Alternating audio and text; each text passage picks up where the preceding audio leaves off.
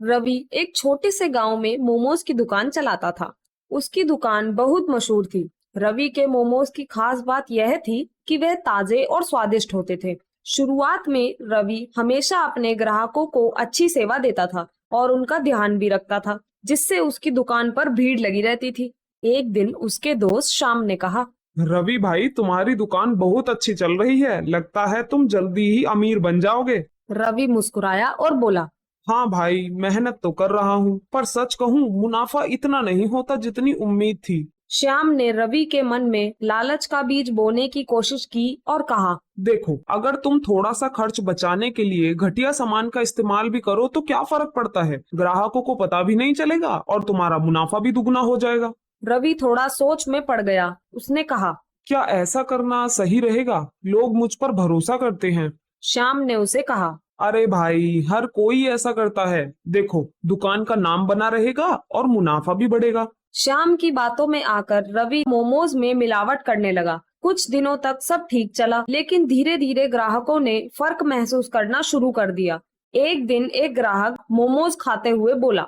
रवि भाई, आजकल मोमोज का स्वाद कुछ अलग हो गया है, पहले जैसे नहीं लगते। रवि ने हंसते हुए जवाब दिया। अरे, ऐसा कुछ नहीं है रमन जी, बस आपको लग रहा है, बाकी लोग तो पसंद ही कर रहे हैं।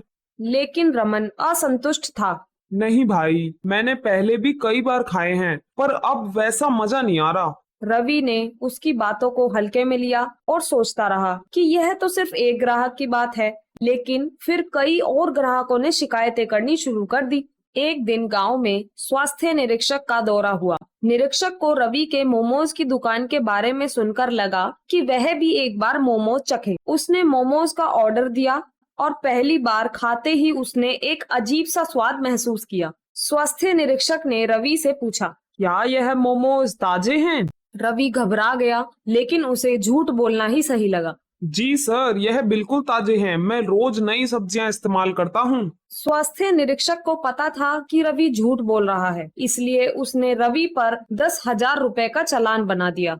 फिर रवि ने निरीक्षक के सामने हाथ पैर जोड़े और कहा। सर, मैं गरीब आदमी, इतनी बड़ी रकम कहाँ से लाऊंगा? थोड़ा रहम कीजिए सर, लास्ट बार माफ कर दीजिए, आगे से ऐसा नहीं होगा। लेकिन स्वास्थ्य निरीक्षक ने रवि की एक न सुनी और उसे कहा। चालान तो तुम्हें भरना पड़ेगा। अगर चालान नहीं भरोगे तो दुकान सील कर देंगे तुम्हारी। अब तुम देख लो, चालान भरोगे या दुकान सील करें। तब रवि। अच्छा ठीक है सर, मैं चालान भर देता हूँ, पर चालान की रकम थोड़ी कम कर लीजिए। सर, मैं गरीब आदमी, इतनी बड़ी रकम कहाँ से लाऊंगा? सर, कुछ तो ख्याल कीजिए सर, मेरा भी। यह सुनकर स्वास्थ्य निरीक्षक और भड़क गया और रवि को फटकार लगाते हुए। क्या तूने लोगों और बच्चों का ख्याल किया था? जो तूने सड़ी गली सब्जियों के मोमोज खिला रहा था, तुमने कभी यह नहीं सोचा कि इससे उनके स्वास्थ्य पर कितना बुरा असर पड़ेगा? और तुम क्या यहाँ पर सब्जी खरीदने आए हो? जो ठीक लगा लो कह रहे हो। चालान यही रहेगा, भरना है तो भरो, नहीं तो दुकान सील कर दूंगा अभी। सोच लो, दुकान रही तो यह रकम तुम फिर कमा लोगे,